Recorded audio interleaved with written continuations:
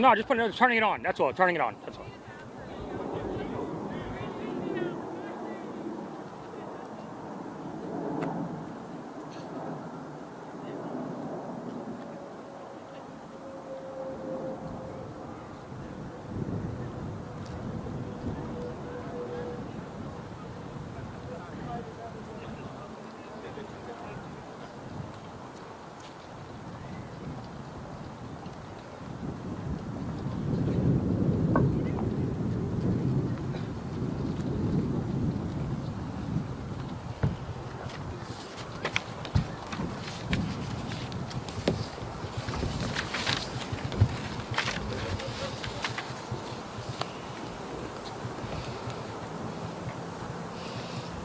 Good morning, New York.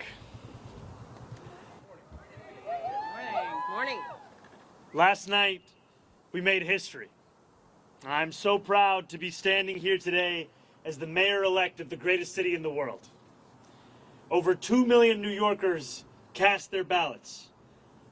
Whether they were the more than million who supported this campaign or the others who supported someone else, or whether they felt too disappointed by the political process to participate at all, I will work every day to honor the trust that I now hold.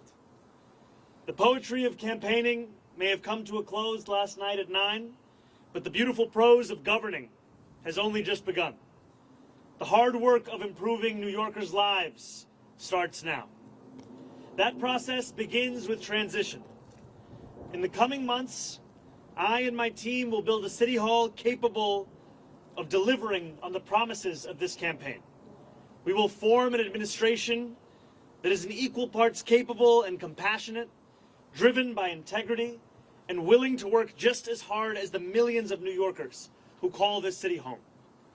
And central to that effort is a transition team that is defined by the excellence New Yorkers will soon come to expect from government. Our team will be directed by Ilana Leopold, whose roots in this city extend back to her grandmother running the trams on Roosevelt Island. She has extensive experience in city government and has been a key part of our campaign to become the next mayor of this city.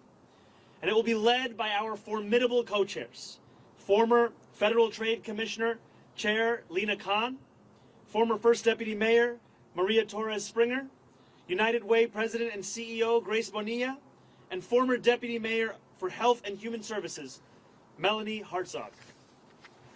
Over the coming days, we'll start announcing the leaders who will implement our agenda.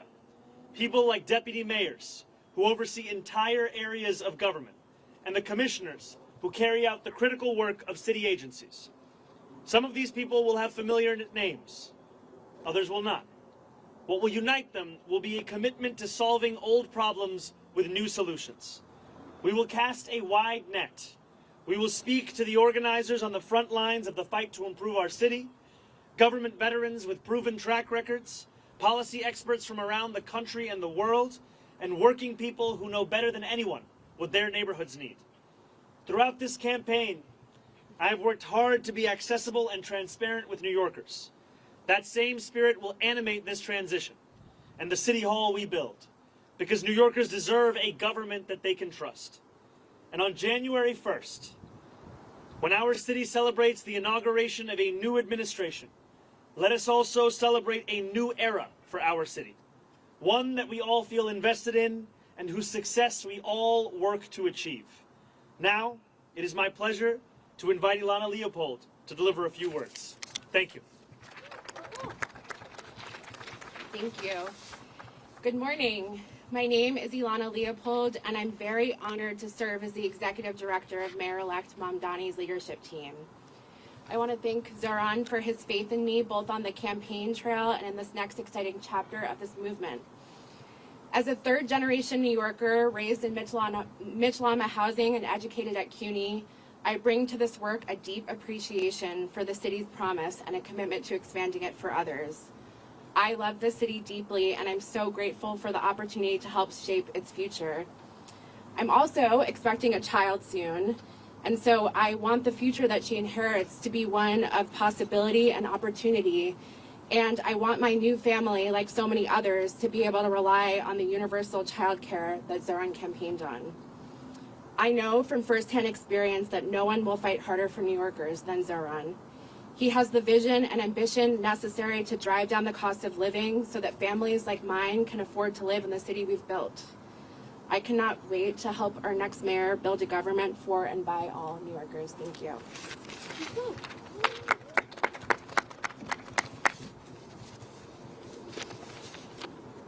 Good morning. My name is Grace Bonilla, and I am excited to be with all of you today.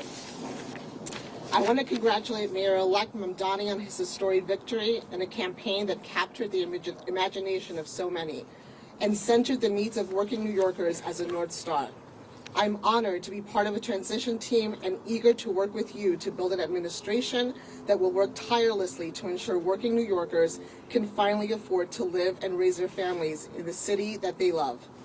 As a native of Queens and a daughter of Ecuadorian immigrants who has dedicated my career to fighting for vulnerable New Yorkers, this appointment means a lot to me, particularly at a time when our immigrant communities and the people I serve are under attack. As we stand here today, 1.8 million New York City residents are without benefits to feed themselves and their families because of the inactions from the federal government.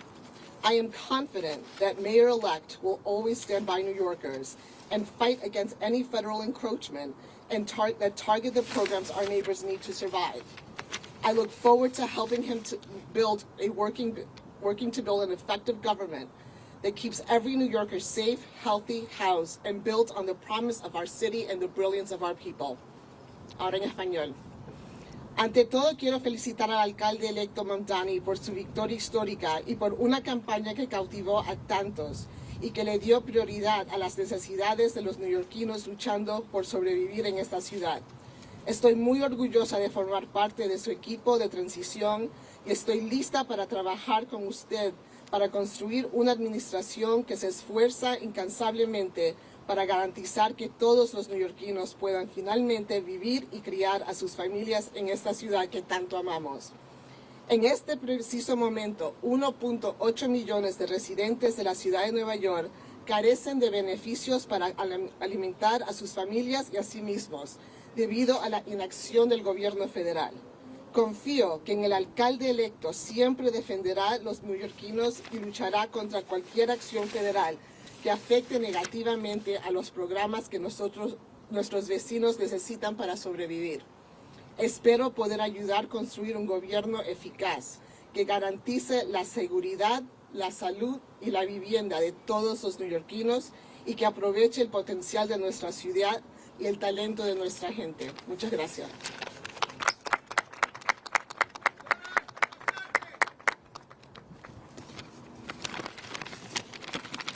Good morning. Good morning. My name is Mel Hartzog. No one calls me Melanie except my mother when I'm in trouble. And I'm so excited to be with you all today. I first want to start off by congratulating our Mayor-elect Mamdani on an impressive and amazing campaign and victory last night. In my day job, I lead the New York Foundling, one of the city's largest and oldest social service organizations.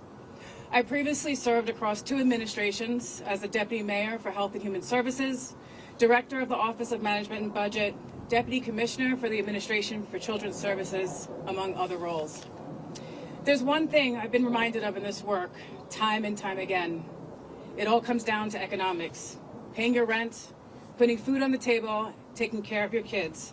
That's what New Yorkers care deep down about, and that's what the Mayor-elect has so successfully tapped into.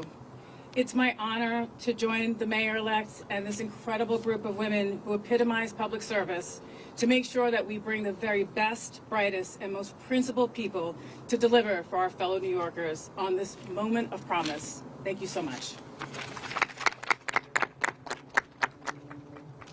Good morning, everybody. It's great to see you all. I want to start off by just congratulating our Mayor-elect Mamdani on an incredible victory and a just remarkable campaign this last year.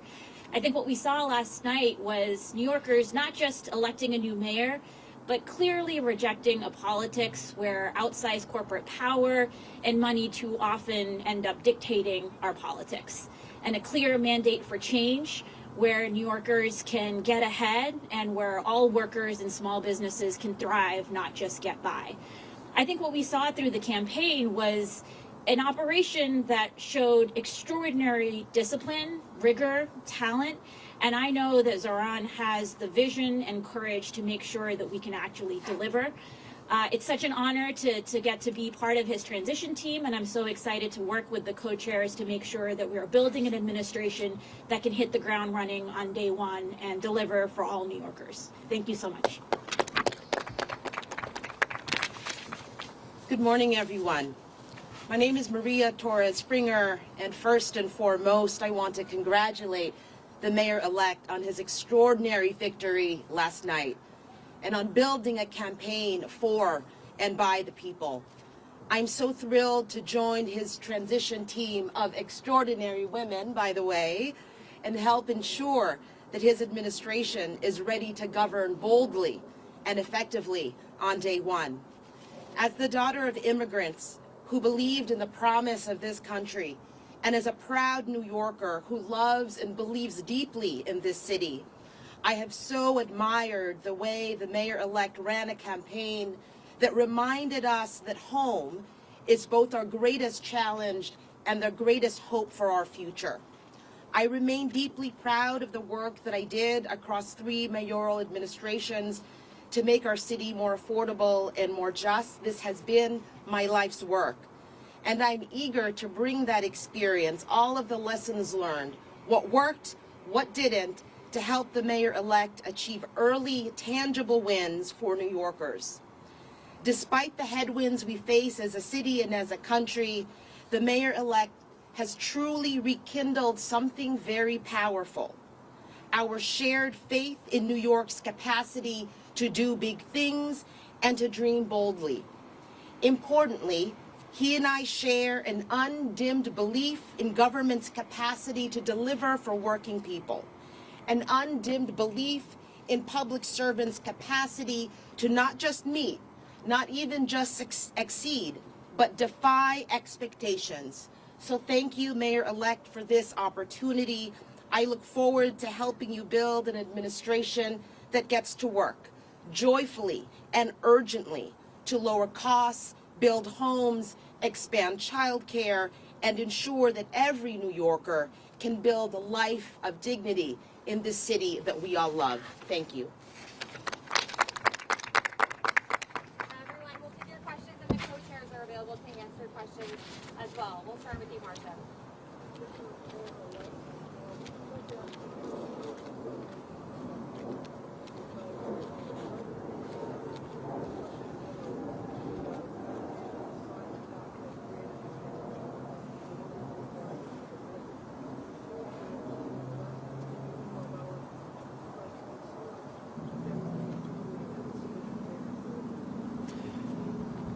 I look forward to being the mayor for every person that calls this city home. That includes the Jewish New Yorkers that voted for our campaign and those that didn't. My responsibility is to all 8.5 million New Yorkers, and we chose this location as a reflection of the borough that I serve and the fact that we are proud to be known as the world's borough.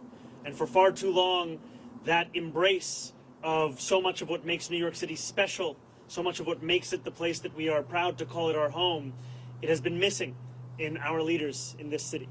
And I am excited to be the first immigrant to lead this city in generations, and excited more, frankly, to deliver on an agenda of affordability alongside these incredible co-chairs for New Yorkers across the 5 boroughs.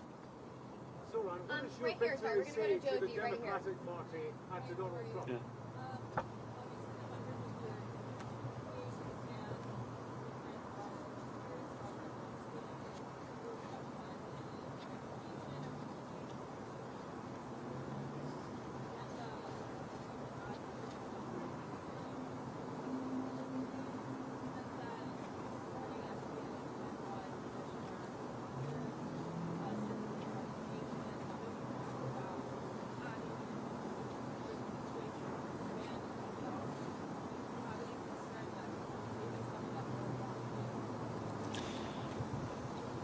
I look at these 4 incredible co-chairs of our transition team, and what I see are those who have had their careers defined by an excellence that we want to characterize the very city hall that we are looking to build.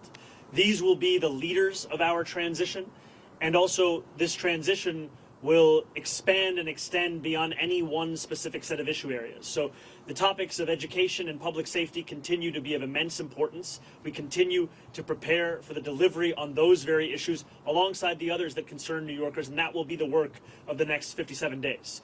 And just to your second question, I am willing to consider anyone to work in my city hall so long as they are committed to working for my administration and to delivering on an agenda to lower costs for New Yorkers in the most expensive city of the United States. All right, we'll go to Sam over here. Mayor-elect Mamdani, Sam Alcock from Democracy Now! I have two questions. One, what should New Yorkers know that you were asking from Mayor Adams during the transition for the next 2 months? And second, you are not going to be the mayor for the next 2 months, but for months now, ICE agents have been abducting immigrants at 46 Federal Plaza. What is your message to the ICE agents abducting immigrants? My message to ICE agents and to everyone across this city is that everyone will be held to the same standard of the law. If you violate the law, you must be held accountable. And there is sadly a sense that is growing across this country that certain people are allowed to violate that law, whether they be the president or whether they be the agents themselves. And what New Yorkers are looking for is an era of consistency, an era of clarity, an era of conviction. And that is what we will deliver to them. And I am looking forward to having conversations with Mayor Adams and his administration about the work of the transition to ensure that the handover is a seamless one and that it is one that benefits the shared work we all have to deliver for the people who call the city home. Thank you, Andrew. Thank you. Everybody's asking too.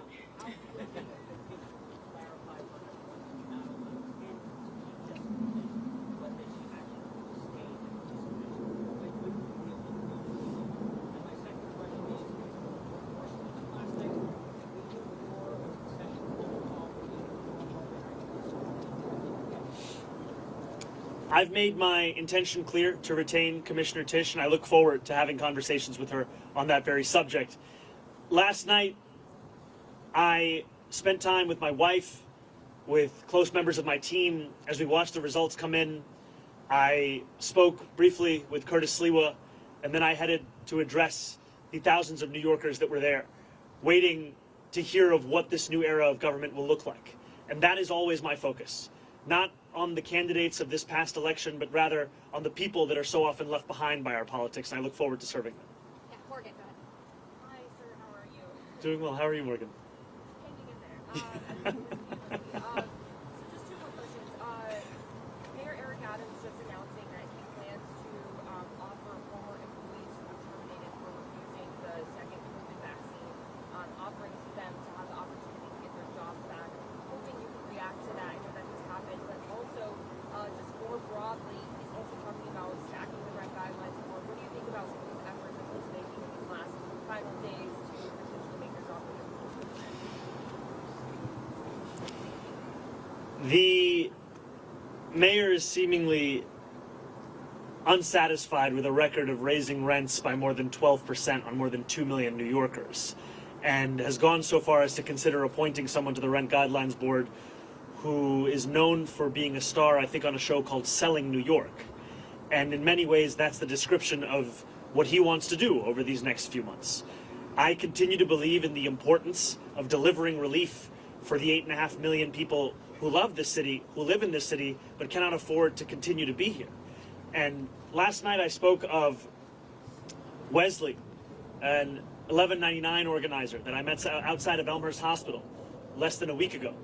And as I asked him how long it took him to get to work, he told me 2 hours. I asked him, where were you coming from? He told me Pennsylvania. That, for many New Yorkers, is now the reality, where they have to live elsewhere because they can't afford to live in the place that they love.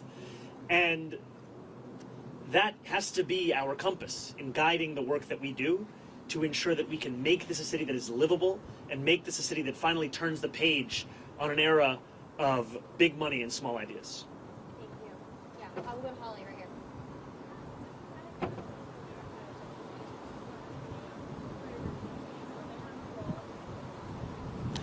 I am looking forward to having every member of my coalition being a part of our transition. The transition will be guided by the work that we need to do, and the coalition that brought me to this point has done an immense amount of work and has also been leading in the fight for dignity for working class New Yorkers.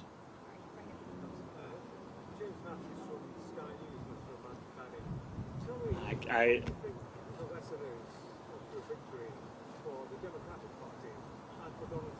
Well, first, I just have to say I've spent many days in my youth watching the transfer window close, final hours on Sky News, so it's a pleasure to have you here. Yeah, I'm an Arsenal fan. I have to be honest, when you said you were from Sky News, I just got very excited. Could you repeat the question one more time? Tell me, what do you think the lesson is of your victory last night for the Democratic Growth Party, which has been slow to approach immigration, and what's the lesson for Donald Trump? I think the lesson for the president is that it's not enough to diagnose the crisis in working class Americans' lives. You have to deliver on addressing that crisis. This is a president who ran a campaign on the promise of cheaper groceries, and now, as was said by one of our co-chairs, has gone so far as to cut SNAP benefits for close to 2 million New Yorkers. Someone who is literally making it harder to afford those same groceries whose price he was decrying not that long ago.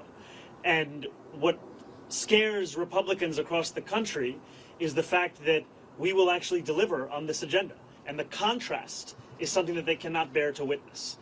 And I try to keep my focus similar to that cover on the New Yorker where the world ends at New Jersey, and thinking about what this means for our city instead of for our nation. And I will tell you that for our city, what left me with such great hope last night were the stories from so many New Yorkers who had never voted before, who had lost hope in politics years ago. And to stand here before you, having received over 1 million votes in an election that saw turnout the likes of which we haven't seen since 1969, it shows that politics, once again, is offering more than just a settling for the crumbs that are not able to meet the needs of so many families across the city. We are finally offering a vision that can meet the scale of the crisis in working class New Yorkers' lives. Thank you. Thank you very much. Please.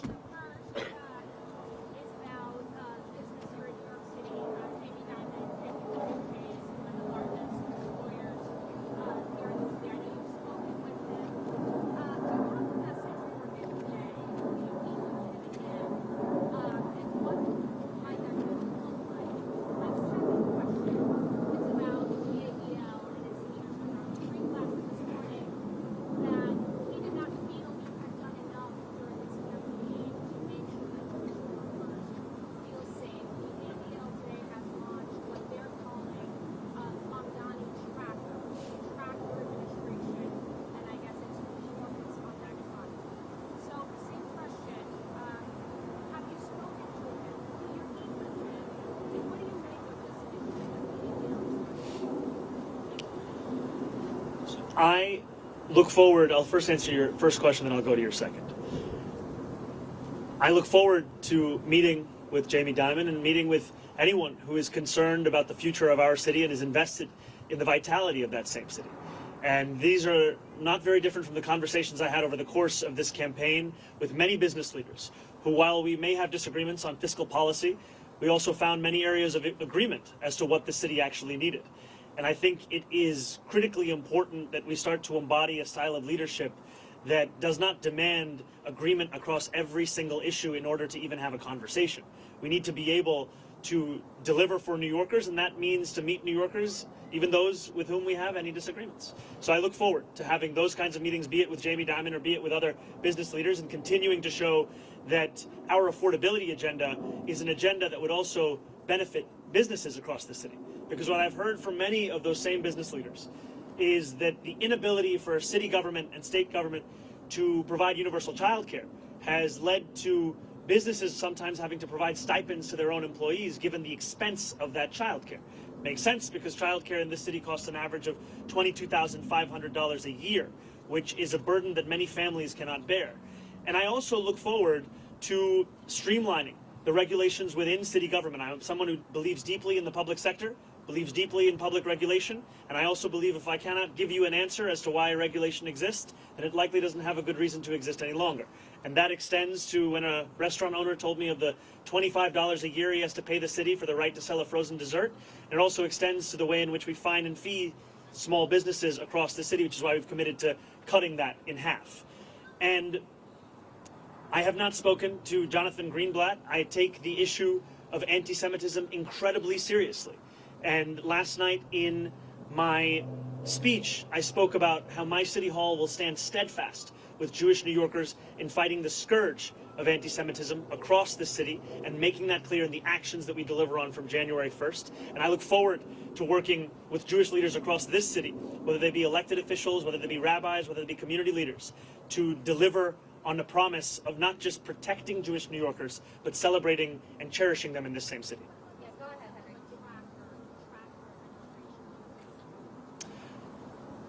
I think that anyone is free to catalog the actions of our administration. I have some doubts in Jonathan's ability to do so honestly, given that he previously said I had not visited any synagogues, only to have to correct himself. Thank you. Hi, Mayor-elect. Obviously, I have two questions as well. Yes, I hope yes. you'll find Yes. the It's a second 2 for one- 1 day. Oh, yeah, a little Yeah. more interesting. So, on President Trump and on delivering real, tangible results, as you alluded to last night with your new era, as Maria Torres Springer just said, how do you balance, or have you given thought to balancing combating President Trump and not getting lost in that fight to where you are not delivering the campaign promises? And second, I'm just curious, kind of in the quiet hours of last night, you got off stage, you went home, maybe you were sitting by yourself, maybe it was just you and your wife.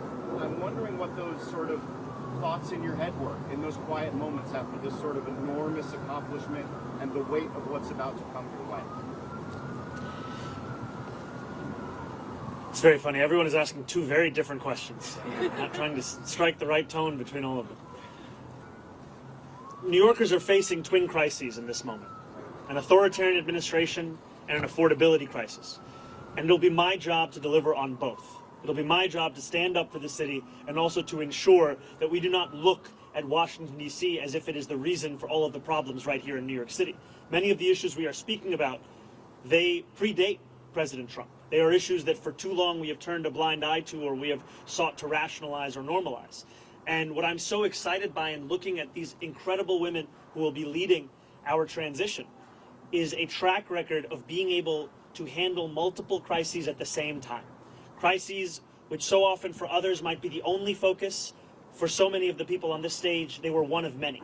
And these are the crises of cost, these are the crises of conviction, these are the crises that have come to describe much of our politics. And I find immense confidence in the fact that we are already building a team that has shown its ability to deliver and that will continue to show that over the next 57 days and beyond.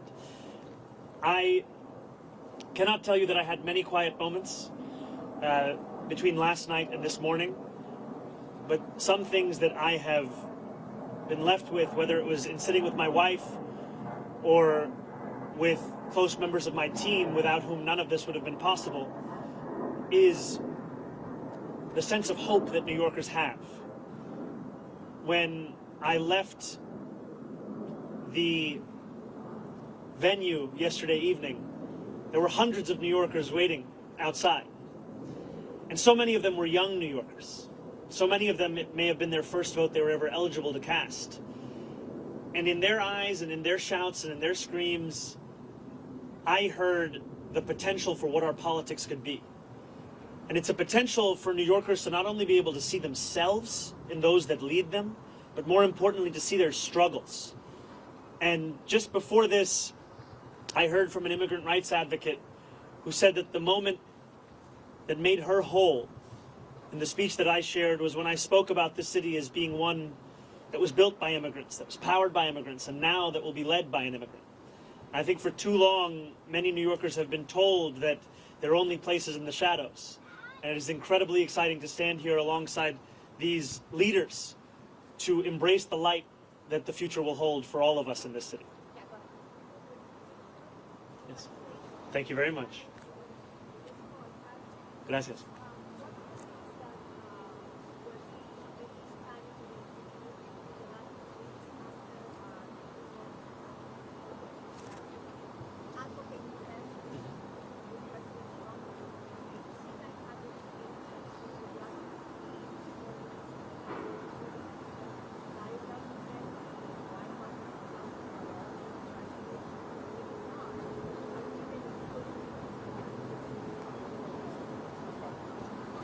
the White House hasn't reached out to congratulate me. I continue to be interested in having a conversation with President Trump on the ways in which we could work together to serve New Yorkers, whether that be delivering on his campaign promises around cost of living, or the many issues that New Yorkers have been sharing with me about the drastic impacts that the legislation that President Trump has ushered through Washington will mean for them and their lives.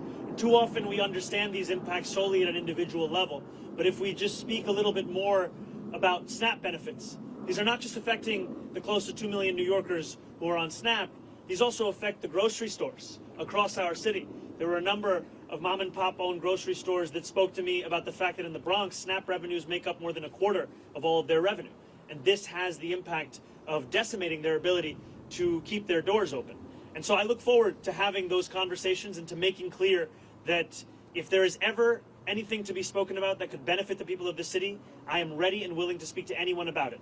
But if it is a conversation to come at the expense of those people, then I will fight that idea tooth and nail, because my job is to serve this city.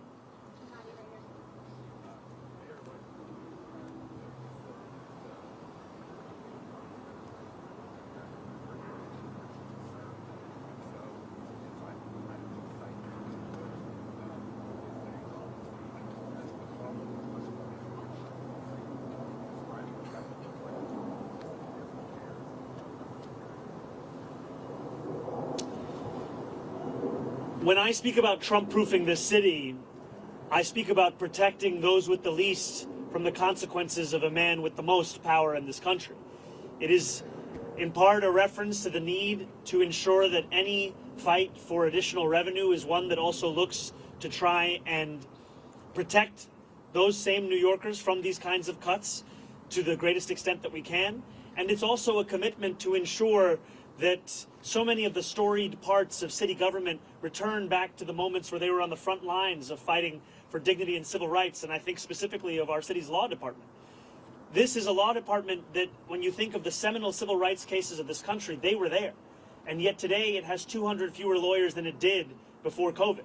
This is an example of a lack of interest from an administration in ensuring that we are investing in the tools that have been proven to protect those same New Yorkers. And I will not mince my words when it comes to President Trump. I will continue to describe his actions as they are, and I will also always do so while leaving a door open to have that conversation, because it cannot be understood as if it is an argument between two individuals. I am looking to lead this entire city, and everything that I do must be to the benefit of this city, and I look forward to delivering for that same city. Yeah, I'll be right here. Yeah, hi. Hey, how's it going, Andrew? After your win last night, a lot of critics went to our comment section in the social media news release run saying, talk to the Mamdani supporters in 6 months, see how they feel. Talk to them in a year, see how bad it's going to get. Do you have any comments on how those folks are reacting and how you're going to prove it? Well, first I'd say we've come a long way since that conversation in Astoria Park, and it's lovely to see you here. You know, I think there were many who said similar things when we launched our campaign on October 23rd. Talk to the campaign in 6 months, talk to the campaign in a year, see where they are. And what we've shown is that the hunger, the dedication, the commitment to excellence and delivering in the ways in which we have been told are impossible, this is what will typify our efforts. It has thus far. This is what will describe them moving forward. And the passion, as Maria had said, of an undimmed potential for government to meet the needs of working people across this city, that is something that we fully intend to deliver on. These were not words that were shared as a means by which to inspire people for the purpose of an election.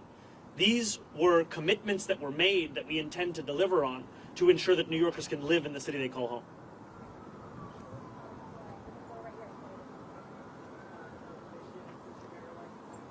I'm sorry, could you come a little closer or speak a little louder?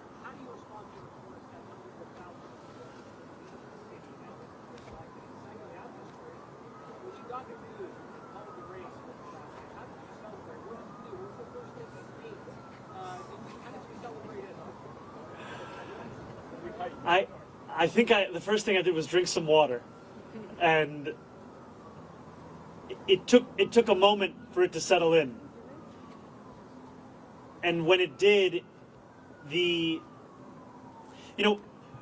oftentimes this job is described with the language of burden, responsibility, pressure. And those things are true. But what is lost is opportunity. And that is really what I felt in that moment when this race was called. The opportunity we have to deliver for people who have come to expect so little from the politics of their city. And that is an opportunity that is at the heart of what motivates me each and every day. And I look forward to fulfilling the trust that was put in me by the more than 1 million New Yorkers who voted for our campaign, and also by New Yorkers who've had concerns or skepticism. I don't begrudge them, because they were subject to tens of millions of dollars in attack ads that told them the thing that should keep them up at night was me, when in fact what I've heard from New Yorkers that the thing that keeps them up at night is the cost of rent, of groceries, of childcare. And so I look forward to earning their trust as well, because my vision of success is not that those who are skeptical leave this city, it's that those who are skeptical stay here in this city, and that we build a city that has room for even more to join us. Because this is a city that has to grow, this is a city that has to thrive, and the way that we will do so is by bringing an excellence back into City Hall, where it becomes the expectation, not the exception. Thank you. Oh, incredible.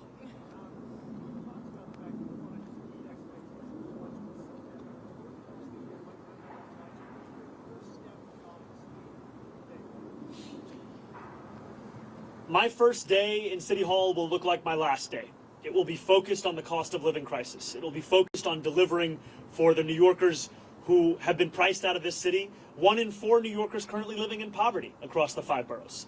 And what excites me so much about being on the stage alongside these incredible leaders is that this is not a job that can be done alone. This is not a job that can be done by one person with one vision. It is a job that must be done by a team that is united in purpose in fulfilling the agenda that we ran on, an agenda of affordability. And for too long, we have heard from politicians who have told us what they can't do, when in reality what they mean to say is what they won't do. And I'm excited to prove that making people's lives better is not simply an ideal, it is something that we can fulfill in the day-to-day work of our administration. Thank you. First of all, congratulations. Thank you very much, Ethan. Governor Hochul has had kind of a good working relationship with Trump, even though he's been very rhetorically hot against it sometimes. Do you think there's anything you can learn from her style of dealing with it, and have you talked with her about it already?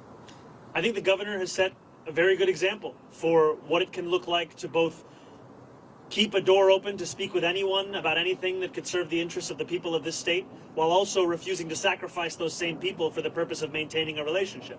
And that is exactly the approach that I will take, is when President Trump wants to do something that will benefit this city, I will be there to say as much. But if he is looking to persecute or prosecute or punish the people of this city by virtue of who they are or where they live or where they came from, then I will fight him on that. And I think too often we have had a style of leadership that seeks to put oneself before the people that you're looking to serve, and my City Hall will do the opposite.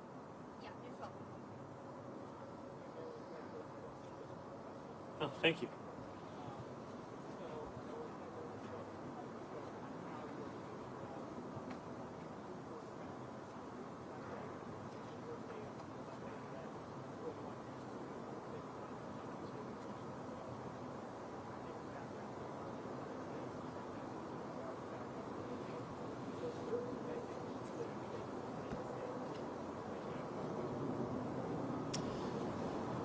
You know, this is a group that exemplifies the excellence I've long spoken about.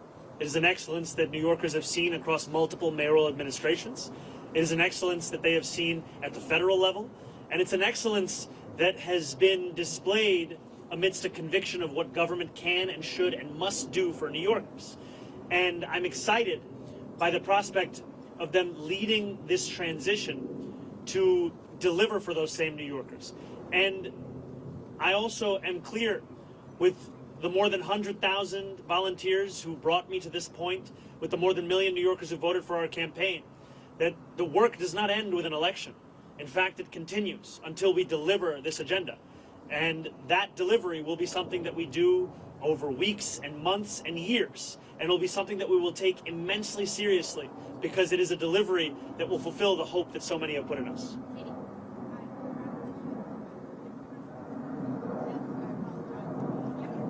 Could we do the first one? I'll answer, then we go to the second one? Perfect. Yes.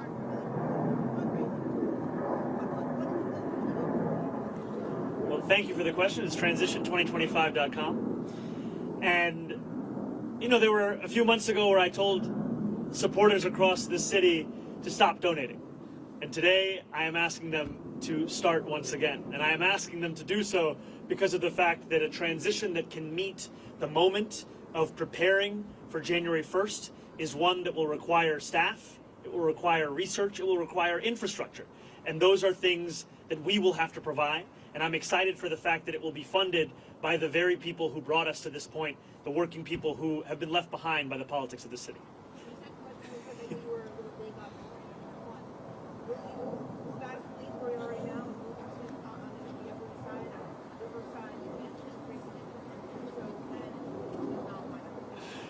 You know, I did get a text from my super late this night. Look, I have been told time and time again, and I've embraced it, to not measure the drapes. And here I am the day after being asked to use a ruler. And I will tell you that my focus right now is on the transition team. I will speak with my wife. I will think about this further, but when I have something to share, it will be done so publicly. Andrew Cuomo did it.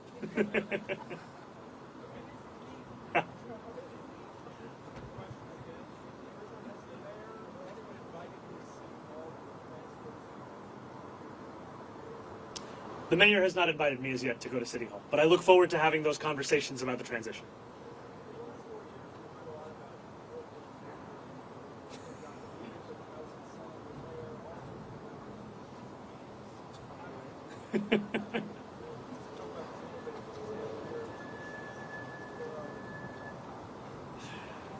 You know, I don't see it as a question of which borough is on top. I am looking to serve every single one of the 5 boroughs. And in each of these boroughs, I find so much of the inspiration of the work that we have to do in City Hall. And I'm also proud to represent Queens in the state legislature.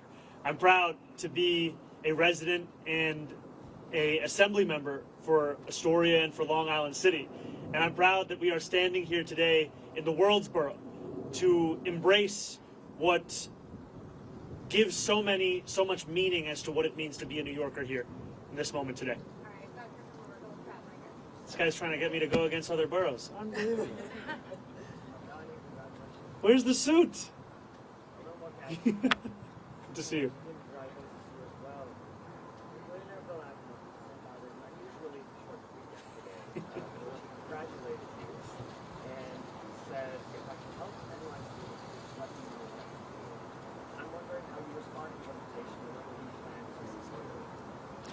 I appreciated Bill Ackman's tweet and the sentiment of it, and I will continue to have conversations with anyone who is committed to the welfare of this city, the vitality of this city, and those are the conversations I will have over the next 57 days and beyond.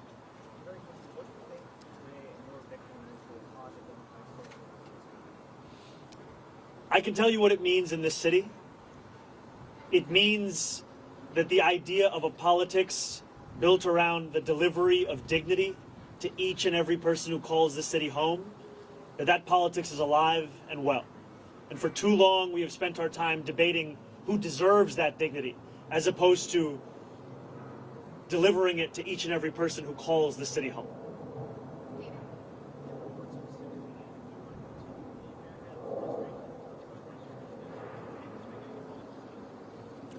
I didn't hear the second one.